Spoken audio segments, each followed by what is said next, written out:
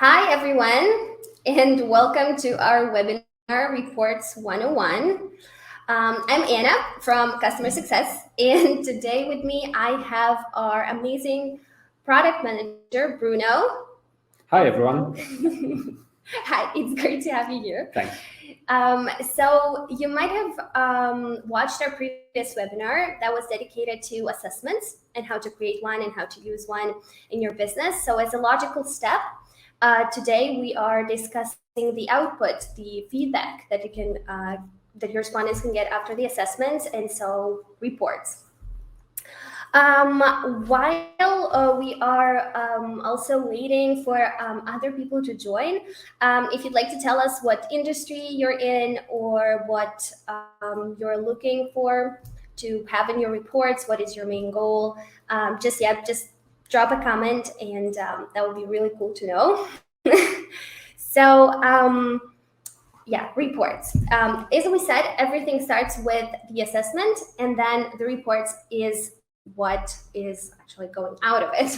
That's actually how the company started. It started with a fun quiz for Stefan's daughter's birthday party, and then it evolved into questionnaires, assessments, and now automated personalized reports. So, Bruno, as the expert of the product, what do you think is the actual value of reports?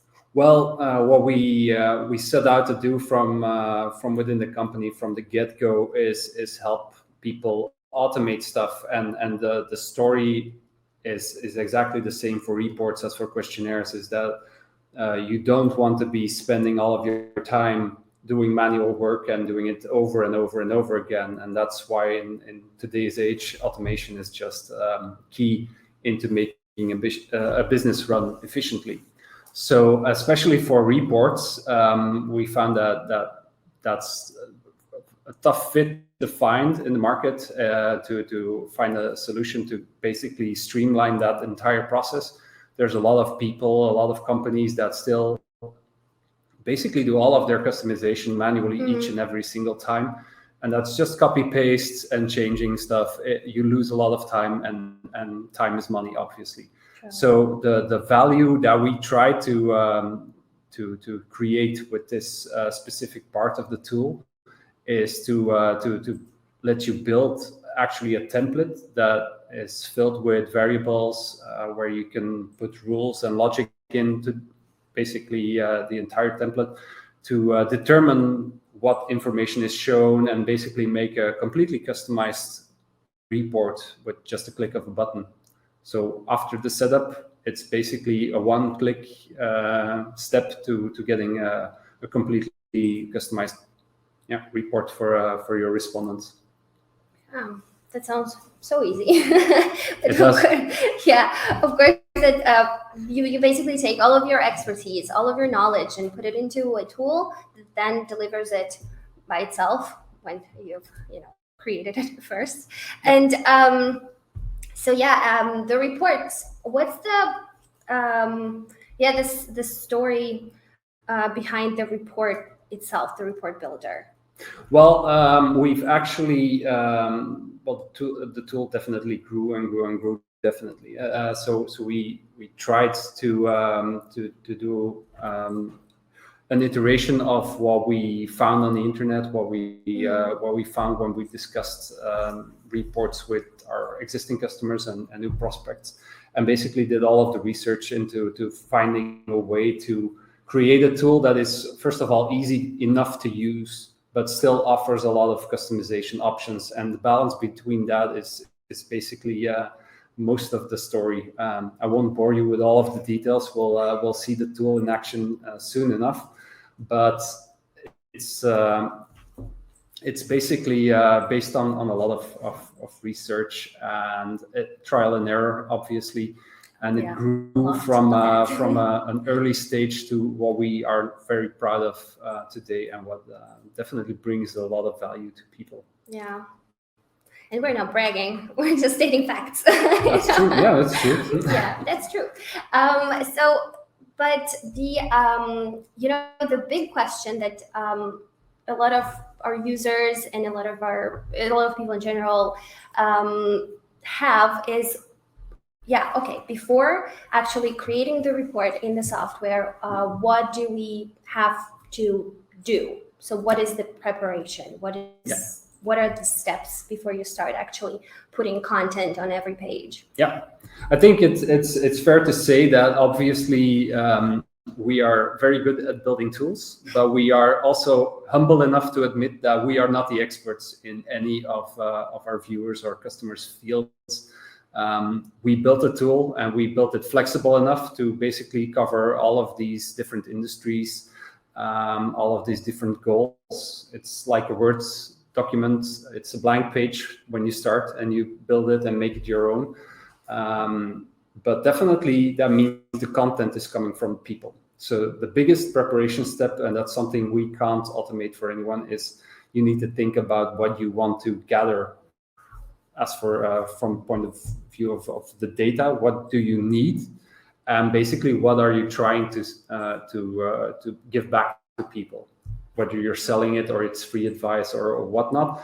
All of those considerations are definitely a big part of the thought process in creating a complete story for all of our customers. Yeah, exactly. So this is why we also first had the webinar on assessments. I might have said it already, but the assessment is actually the base of your report. So everything that then the respondent will see in the report should first be gathered and calculated in the assessment. So I would also say, I don't know, Bruno, if you agree with me, that before you create a report, just have like a quick checklist maybe of everything you would need to see there, all kinds of data. So not just, general content, but everything that you would need to have there, everything that you need from the respondent, and just make sure to actually put it in the assessment, ask the right questions to get that right data. We found indeed that basically result-driven processes actually work best, and that if you already have a template or like even if it's a rough draft of what you're trying to give back to people, then you can distill, okay, I need this information and I need that information and I need to calculate this in advance, and then you can work back to your questionnaire. On the other hand, the tool has been built to be very scalable, so you can start with questionnaires and add reports later, and basically the tool will scale with you to support your business. But definitely if you're prepared, it's going to be a lot easier in the end because you already have the data that you'll be using on. True. Yeah. Just have a layout of every page, basically what you would like to see there, the introduction, the subsections of your assessment that you like to show in the report. Every piece of your branding on the pages, where would everything would go, and then that would be your draft that you would be following while you're creating the report. And by the way, if you stay until the end of this webinar, we will send you a checklist of what you would need to have before you start your project, before you create your assessment, and before you start creating your report as well. So that might help you a lot. Also, Dallas from our previous webinar said that he is a big fan of whiteboards. So, also seeing, maybe having the result, this is what I would like to have in the report, and then also like building it backwards, just like Bruno said. Yeah. All right. So let's then take a look at actually what it is. So what the software looks like. Yeah. So basically, I've already prepared just an example report. Don't take too much stock into it. It's an example. We can't possibly find one nice example that fits everyone's needs. I've tried to put some different elements in there, and we'll be building something together as well. But maybe let's first gather a response just to do it right and do it step by step, and then we'll get back into the report. So I'm gonna go into the right screen, and you should be seeing the questionnaire right now. Again, stupid example, don't take too much stock into it, but it's a questionnaire to basically show off what we can do here. So first question is, it asks for your name. That's important for personalization. Yeah, that definitely is a very big plus and scores a lot of points with readers. People like to see their names. Yeah. Now the tool itself is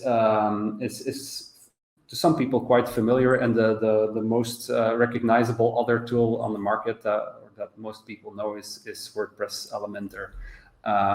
So just for the logic, I actually asked this question in the questionnaire so we can put some rules based on this answer. So I'm going to say I've never heard of it. That's not true, but for demo purposes, it's definitely valuable information. We've also asked you how many charts are you planning to add in your report. Again, it's just for a demo, so I'm just going to say 3. And then a question is, how much time do you spend on making a report manually? So that's actually a very good question to ask yourself before you start creating a report.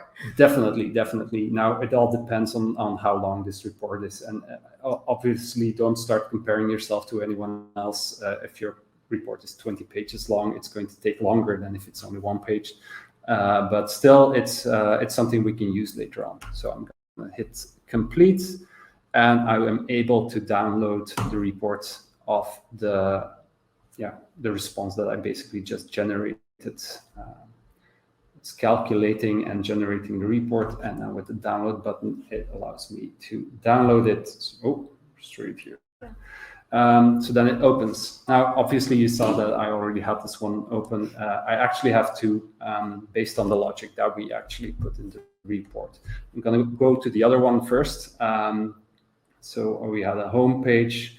We basically have the same logic in here as well, where you can say, hi, Bruno. So you can basically, there's the name. You can basically make it so personal that people actually feel included. It's very, very strong in getting your point across. Some of the things that we were discussing beforehand, I just noted them down in here as well. And then basically, we've actually gotten to the second page of information where we actually discuss the tool. So I've actually shown the text here that you would get if you said, I know WordPress Elementor very well. Whereas in the other one that we just generated, it shows the same page, but under this section, we actually show an entire different kind of help guide where we say, okay, there's a lot of content in here. So as you can see, these 2 pages are the alternative to this one, and that's just the power of some rules that you put in there. And so the relevant information is hidden from the respondent, depending on their answers, and the relevant one is presented. So they are all, you see, that's the page, the same page that the respondents are looking at, but the content in it is dynamic and it changes depending on what they said in the assessment. So this is why we also mentioned that the assessment is the key here, because then the report will be all the content will be based on, not all the content, but part of the content will be based on what they say in the assessment. So they only see the relevant information here. Exactly. Looks great.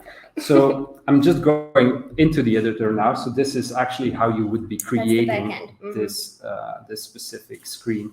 And as you can see, it's based on the same kind of pages. So we try to make it recognizable, but this is actually a live preview. And I'm going to basically shortly explain what's in all of these blocks here that are behind logic. So all of these pieces of logic are going to be hidden based on what you selected as the rule. So I'm going to quickly show you here that obviously on the left-hand side, I'm going to select something. We have a tree view where you can move things around. You have the possibility to disable these widgets. Yeah, it's basically the structure of the whole PDF here on the left-hand side. Yeah, this is basically like a navigation menu in PDF document sometimes, or in Word document. On the left-hand side, we've got widgets. I'm trying to zoom in here efficiently. So basically, there's a lot of widgets in there to build up your entire document. So ranging from standard things like text and images, going up to charts, and even layout widgets to help you kind of structure your information. Yeah. There's a little cogwheel here that scares some people, but it does offer you quite a lot of extra possibilities. And that's where extra information is basically hidden. So there you can play with margins, add rules into specific widgets. I'm going to select this one. And you can, as you can see, but I have to zoom back out again. You can basically determine what is the logic that shows this widget or hides. Yeah, and as you can see, they're all if-then rules. So basically show this piece of content, piece of text, image, if a certain condition is met. Yeah, so here we have it put on answer on question. So that's pretty precise, especially if it's, for example, a product selection or services selection, or a specific comment on whether the respondent says yes or no. Then you can also nest rules and make them very precise, and base them not only on a rule, like on an answer on question, but also on a specific numeric value, and so on. So that can get very, very precise. Exactly.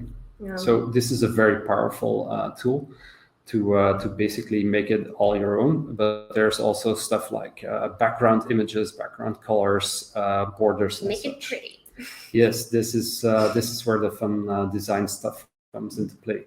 Obviously, you can select them. There's some options here as well to make copies and delete widgets. And if you want to edit the content, it's just a double click. So we try to make it as simple as possible. Obviously, don't be scared if this does seem more complicated to you.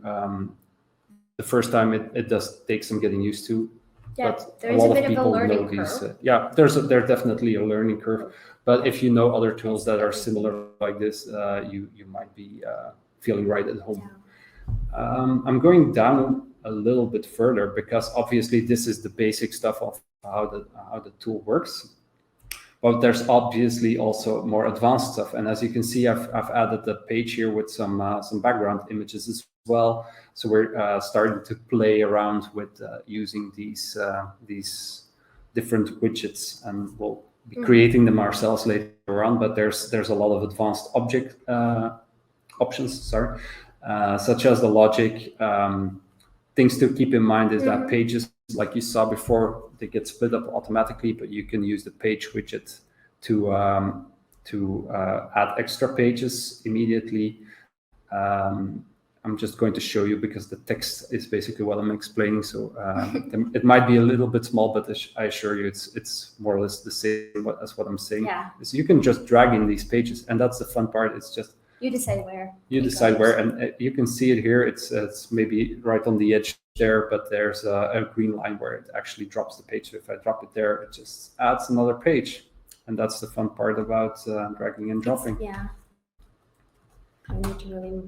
So that's how you basically start creating your entire document here.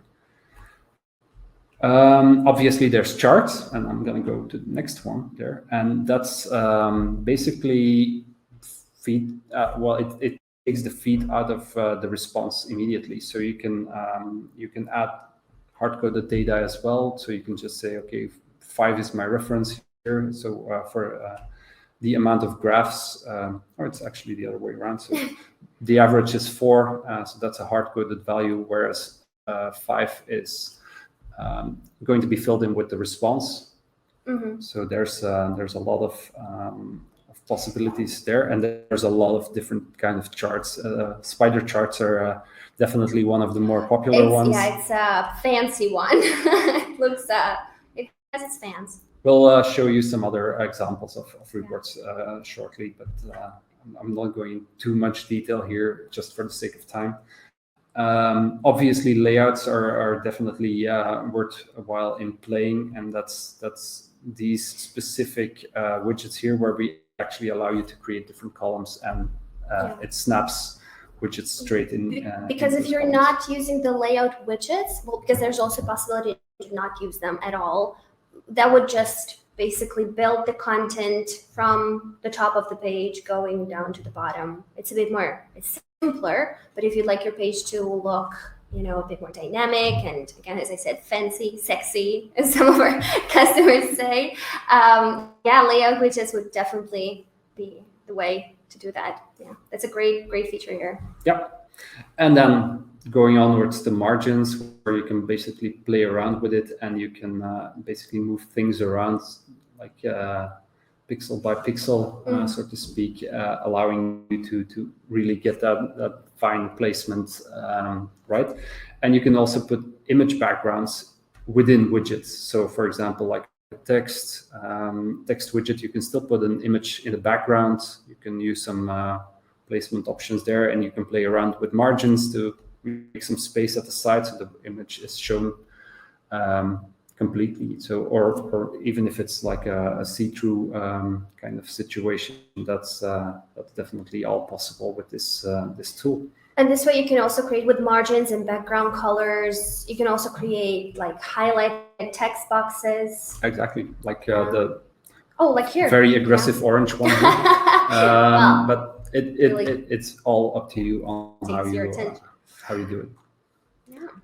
So this is all, I guess, to just say that a lot of design, even the kind of a complex design layouts and design elements can be done if you just, apply a little bit of resourcefulness here and there, and play around with all the settings that we have here. A lot can be achieved this way. Think of it as like your Lego box right over here, and you can still play around with extra settings on top of that one.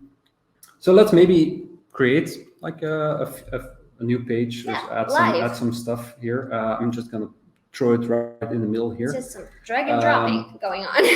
Again, obviously, I know this product quite well. It goes a lot quicker when I do it than probably if you would do it the first time. Don't be scared to play around with it a little bit, and I assure you, you'll get there. Yeah. And we also have a lot of help guides with videos and extra tutorial stuff to help you along the way.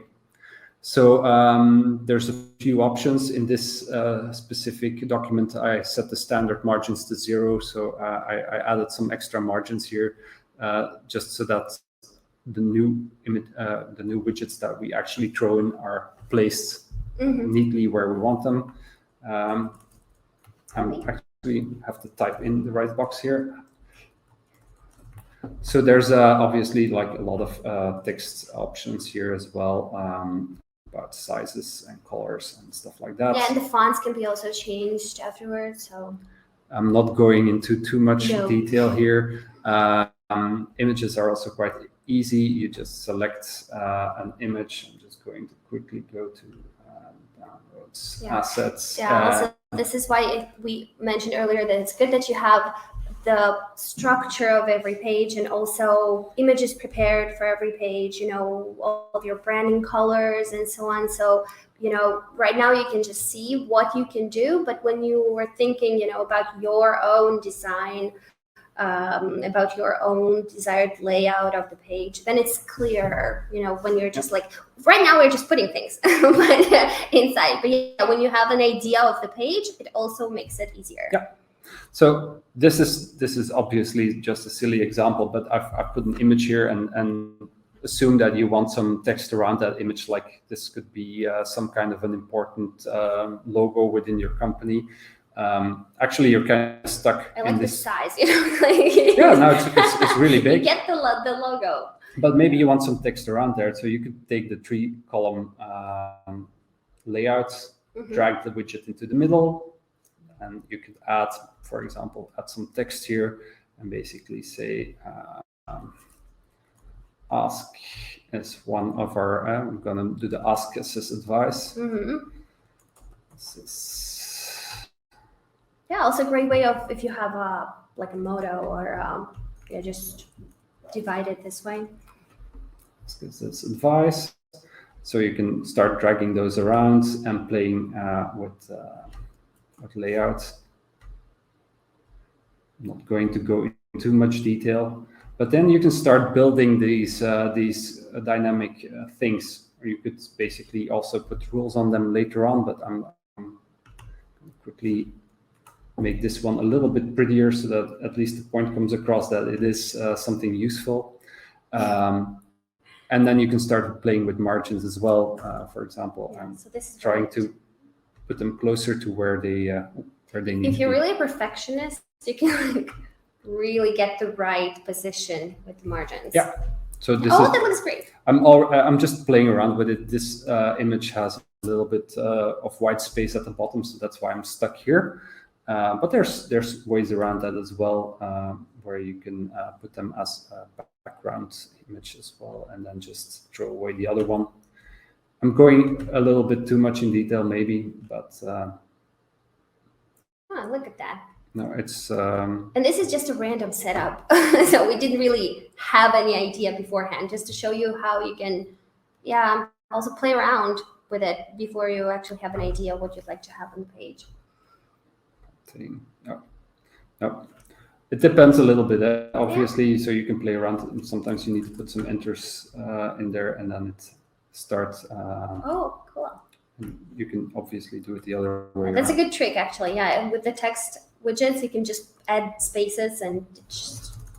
There we go. Put it at the bottom, and then you can basically start moving things around. So I'm just doing this quickly. Obviously, it takes some time to get the nitty-gritty details right, but there's a lot of things you can do to get the image right where you need it to be. Now, obviously, this is just playing around a little bit. Obviously, you want to have some smart data in there as well. Typical example of rules is that in case they answered more than 50%, you show text number 1. If in case you answered less than 50%, you show text 2. So basically, all of the widgets can contain logic, and you can say, okay, this one is more than 50%. Yeah, let's say there was actually text inside that, so like your own comment to those who scored more than 50% or said more than 50%. And you can add rules and then you can say, for example, answer to question, or maybe even a formula. So you could say there's formulas in there as well. I've already had one here. Formulas. If you remember from also our previous webinar, if you're not using Pointerpro yet, formulas are used for calculations. So if you have a lot of assessments have a custom calculation behind everything. So there's a scoring mechanism, and this is where formulas would come in. So, a lot of assessments have thresholds and so on. That's easy to also base it on that. So that's it then. And then you have your rule right over here. It's mentioned, so if formula 1 is greater than 50, then we show this widget. And for the interest of visualization, it actually just gives you a short overview instead of the entire text, because often these widgets tend to be very, very sizable, and after a while, it's very hard to navigate into. But then if you click on this text again, it will show you what's inside. So yes, you can obviously be sure still that see the text is right. Now, obviously, we have logic above. We already played with all of these layout widgets in the examples above, and they're a lot nicer than what I did here. I think maybe adding a chart is definitely more fun. So I'm gonna see if I can put. And just in general, like, people like to see numbers presented with graphs. It's something, I think it's our nature. But it's easier to understand. If you see a number, it's one thing, but if you see it in a colorful chart, that would be even better. Yeah. Oh, that's a KPI one. Yeah. We can just add the minutes that we asked you to fill in at the beginning of how much time do you spend on making a report. So all of these variables are in the system automatically. It's all you can reuse everything. Also, the title or the text that you used to ask the specific question, so you don't have to do it twice. You can just pull it in. That's how we actually put in the name from at the beginning of the report, where it said "Hi Bruno." So we used the variable menu that responds to that field, and we put it in the report. So as we said, report pulls all the information from the A assessment. little bit darker here. There we go. I can do it like that. Now let's see. Here we go. So in the editor here, it always takes 50% to show you an indication. When you create a report, it's going to give you obviously the right amount. So we say that apparently 30 minutes is what you spend on creating a report. But that's just indication. That's obviously why you have the biggest part is, and I'm looking here if I can, maybe I think this one is a fun one to show. That one is the formula KPI, where you can basically it shows you how much you saved per report, because I made a formula already that calculates something based on those minutes. It's just times 10. Don't be too amazed by my math skills, but it's something you could do. But you can start building a lot of these fun interactive ways of showing data that you actually just gathered, and obviously people will be seeing what they answered and information that is specific to them. And it has a stronger impact as well. So you can say, okay, these are just writing. You spent 30 minutes on, they know, but when you see it in a progress circle, that has more impact, in my opinion, as well. And then you can play around with this. You can say, okay, so let's have a kind of a page where we just show you all of the information that you've just provided. So minutes spent 30, and that's how much you save. So it's actually a very good idea for a report, by the way. Yeah, definitely. And then you can put some text next to that. We heard you spent. Yeah. And you can just add the same variables in there as well. It's all connected. Formula and then just had this ultimate 30 minutes. Here you go. There we go. And it just gets generated and filled in automatically. And if you put rules on top of that, you can go even further, and you can make so one person actually gets a 50-page report, and another one gets one of 20 pages. That's the power and beauty of this thing. Now, we can obviously stay and keep playing with this for quite a long. Different widgets here and show you, but they are all cool. Yeah, by the way. Play around with them. All amazing, and they look really great on your pages. But so that's for the technical part of the report. But also a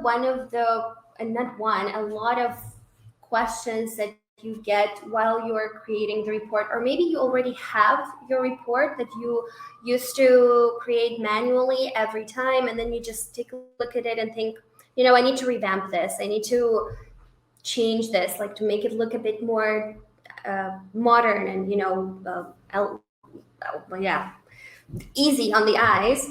And you get all these questions. What are the best practices? What is the report that actually helps you in your business and is something of value to your respondent, not only in terms of content, but also in terms of how you present this content. So I have some experience in that already, and Bruno will feel free to disagree or agree on some of these things. But we've kind of come up with a couple of points that you really need to pay attention to when drafting your report, and then again creating it in the software. So the first thing is that I always notice and I always suggest is making sure you are using graphs and charts that are there. So why would we need that? Again, visualization of the data is key. So it's much easier on the eyes, and it's easier to understand and compare the data if a respondent sees a chart.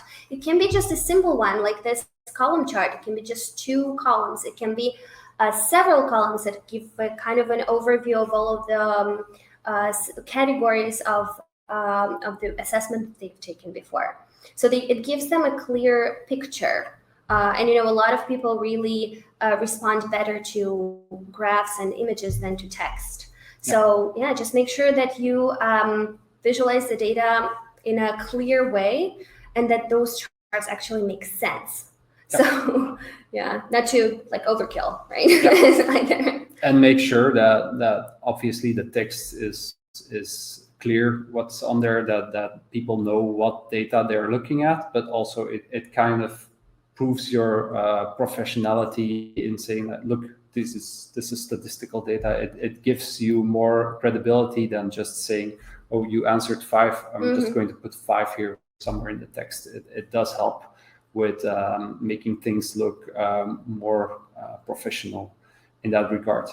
The one thing is obviously a pitfall is that you can't just make one giant report with just 20 graphs right one after another. It does sometimes requests, or it needs some kind of extra explanation into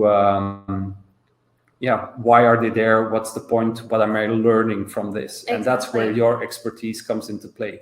Again, we give you the tool, but we need you to put some text and some knowledge into the report. Again, in this case, just think of what would you like to see in the report? How would that be, even like all the information that you present, how would you see it in a more clear way? So that would help you not to actually then take all of the information, just put it in charts, and there's a chart here and there. Just like a good balance between the information that actually has value presented in the charts is the way to go. Yep, definitely. Yeah, something that you can't avoid in a report is text and images. And actually, well, the text is something you can't avoid, but images is something that sometimes our users forget about. Images, they need to be, again, as with the charts, they need to be relevant. So they need to actually be connected to the text that you're presenting to the respondent, and also, again, make some kind of an impact. They need to be connected. That's the first thing. And images help you not to just have large chunks of text. The pages become heavy, and it's like, you look at it, it's like, oh my God, I can't. That's too much. They tend to make it feel lighter when you indeed break up text blocks, and I think there again it's all about the balance. You can't just throw 5 pages of pure blank texts at people. It really helps if you play with the layout a little bit and divide things up into kind of sizable chunks, consumable chunks, like they say, and images are a good way to help there. But again, it's also the same in the other direction. It shouldn't be one coloring book, unless that's the report you're trying to make. You could make a coloring book actually if you make personalized coloring book. We don't have that use case yet. If you're a customer or a prospect, please let us know. We'll gladly help you with that, and we'll get one too. My son will be very happy with the result. It's all about finding the balance, and I think it's the same for all of your content there. Think or put yourself in the place of people that are reading this without any prior knowledge, and they're just jumping in blank, so they need to be. And also a lot of testing helps. So again, when you've drafted your assessment, your PDF, and you think, okay, do I have too much text or too many pictures? Show it to somebody that really doesn't know anything about what you do, and just ask them, does this look okay? Do you feel, do the pages feel heavy or cluttered? And then that actually helps, like a fresh set of eyes as well. Well, that's all about the content, the appearance of every page. But what is also important, like in a book, you need the structure, you need the narrative of the PDF. So when the report is there, the respondent sees it for the first time. So they need to actually know that what am I going through? And you need to guide your respondent through the report. How to do that? That's a good question. You would need to have a good, solid structure, right? So there's introduction, then there's background information, just to like kind of like let them in, and then there's more precise information on every, for example, section of the report, how they did on every section of the report. Then is where you actually use images, the charts, and appropriate text. Then you need to guide them through it so that they know that every page actually makes sense and it leads them to something. What it leads to is actually your decision. It might be a further like communication with you, or some kind of a product that they can obtain at the end, services, a website, further information. Even if you don't want to include too much in the report, you can always have resources at the end of it. But the respondent needs to feel like, it's like reading a book. It takes you at the beginning and leads you to the end. So it actually makes sense at the end, so that they say, oh, it was a journey. Yeah. So I felt like I started out with a purpose and then I got it at the end. Yeah. And then obviously, I think the next one is also, it's quite obvious, but it needs to be said because we've seen it go wrong at some point. Everything needs to be legible, of course. So keep in mind sizes of text.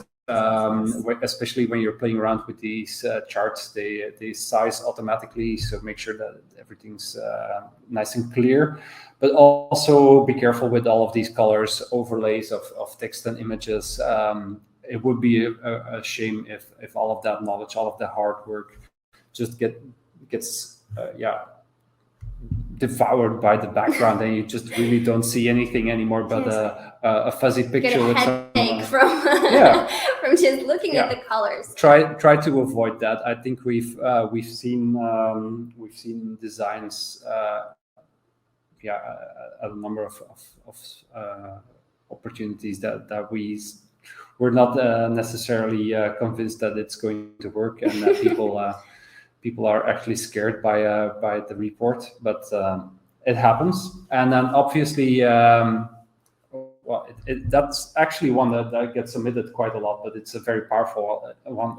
Is a call to action, and that is people are starting a journey when they start taking the questionnaire. Obviously, at the end, you can immediately offer the download, or you can put some information there on how they will be getting the report. If you are sending it manually afterwards, that's all up to you. But also at the end of the report, it's definitely useful to put some information about you or about the company, about possible next steps, about other things that you might be offering, about what you expect from the reader. Exactly. Yeah. So because as I said earlier, and as Bruno also mentioned, this is a journey. So we start taking the assessment, and then we go into the report, and then the respondent should not have, your future client, your current client, they should not have this feeling as of like, now what? So I read my report, here's my information, and here's the feedback and action points. That's great. But then, what do I do with it? Or you just need to let them know what happens at the end. It's just like a basic thank you, and then here's what you can do, or here's more information, here's me, book a call, and so on. Now let's maybe, before we go into the questions, show a few other reports of some nice examples of reports that we actually have. And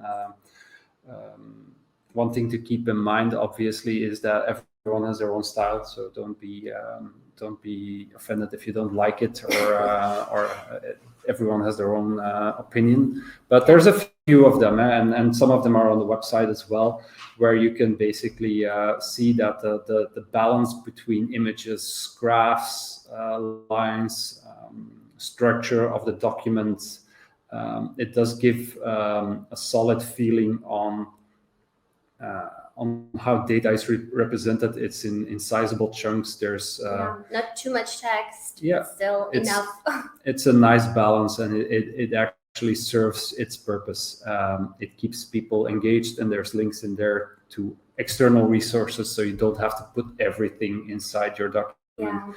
Nobody wants to read a well, it's page true. document. Yeah, we need to actually accept the fact that too much text is heavy on the eyes, and we are in 2022 where the content matters a lot. So don't scare the people off with too much text. We just need to say it, right? It's there. We said it. So, but there's a lot of ways of visualizing things, and to keep like here you can split things up a little bit more. The fabled spider chart. Famous spider chart. It's very popular, but there's a lot of level of detail and effort you can put into these reports. I already had the spider chart open here as well. But that's a bit of a different one. But looks great. Page charts. There's a lot of possibilities and ways that you can actually tackle your information. So I'm not going too much into detail for. Oh, you see here, like get more detail. Yeah, same thing. That's what we thought. We meant before. The final page matters because that's the last thing that your respondents see, right? So you need to really work on that one to make it, hit the right notes, and don't forget about that. Yeah, doesn't need to be much, but it definitely helps if you just like the final click. Something like that, just referring to the website is already powerful. It's a very modest final page. It's a modest final page. It depends on obviously how your business model is. We like a very sleek design. Yeah. All right. So I think it's time for questions. Thank you, Bruno. That's I know all of that, but that was great to see it again and again from our product manager himself. So it's always that's always great. I appreciate these moments. I hope you do too, guys. So now we have some time for questions. If you've had any during this amazing webinar, just drop them in the comments if you'd like to know more. Maybe there's something that we haven't mentioned during that you'd like to know. Maybe we can start with something about distributing these reports, and that's something we hear very often. Oh yeah. Is it's all nice and fun that it gets created, but what do I do with it? What the heck do I do with this thing? How do I get this to my Well, there are some ways to do that. There are actually two ways of doing that, but you can play around with those as well. The most fun way of actually getting the report would be downloading it from the final screen. There's a possibility to add a download button so that the respondents instantly download their personalized report right away. So you don't have to think about it. It's there. So they just click on it and get their information. The other way would be to send an email with that report, with the link to that report so that they can download it when they get the email. Used a lot with the lead generation assessments, for example. And you can have additional information there. The emails can be personalized as well and have conditions on them. So it's either sending the report by email or having it or having your respondents download it from the final page, or actually both. So you can do both as well. All right. We have a question. Can we have reports in multiple languages? Yes, but in this case, you would need to have as many versions of the report as you are planning to have languages. So if you're, for example, creating a report in English and also in French and in Dutch, for example, in Belgium, there are a lot of languages here. So you would have your 3 reports linked to the same assessment. And then the assessment itself can be also manually translated. The respondents can choose the language on the intro screen and then get the right report at the end, either by using outcomes or sending it via email as well. But that depends on how your project is set up. All right. Yeah, it's just not many questions coming in. So well, we've been so clear. let's take that as a compliment. Yeah. Yes, definitely. But yeah, if you have more like general questions as well, not very technical ones, like how much time does it take to create an average report? That's a good one. Yeah. I would ask that. I have no idea. Depends on how difficult, how complex your project is and how complex your report is. Yeah, and the amount of pages also, it does depend. The first one definitely take a little bit longer. The fun thing is that you can start with something relatively simple and upgrade it as you go. So you can have something relatively simple, get it live, and then when you have some time, you can upgrade it and make it cleaner, longer. It doesn't matter. That's one thing. Obviously, well, we also at Pointerpro we also have professional services to help build these kind of reports. Especially when it needs to be very, very specific. We're also on the logic set up and like a lot of external data and raw data, just like when it becomes like it does help. We can help. But typically we'd say you do need a few days. It depends on how well prepared you are. If you have everything, you just want to rebuild it and just recreate it, then you could do it in a matter of hours. Sometimes if it's not too long, not too complicated, but it depends. The thing to keep in mind is even though you're putting some time into it now, every single next report that gets generated through the system is saving you time at that. Yeah, just like we had at the beginning in the assessment, like how much time do you spend on every report? Here you kind of have to think of all that time that you spent on creating reports, just put out that energy into creating this one. So yeah, and we're always here to help. Yeah.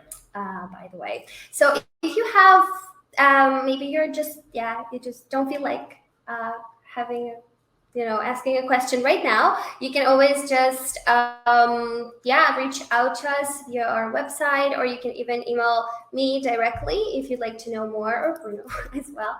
And we'd be happy to help you and provide more information, more also experience based advice as well. And well, I think we're good. I think so too. So if you, again, just let us know if you have any additional questions. And it's been a pleasure. Yeah, really. For me as well. Thank you, Bruno. I think I will speak to everybody if I say that this has been a very great demonstration of what this tool can do. And this is really something unique and powerful. And automation. Go, yay! It's the future. I mean, we can help it. It's there. It's the next step forward, and it's definitely worth considering when you're taking the next step in your business. It can be exciting. So I hope you see it that way as well. So guys, see you soon. We'll have more webinars coming, and we'll love it if you join us in the future. All right. Thanks, everyone. Bye. Have a great day. Bye-bye.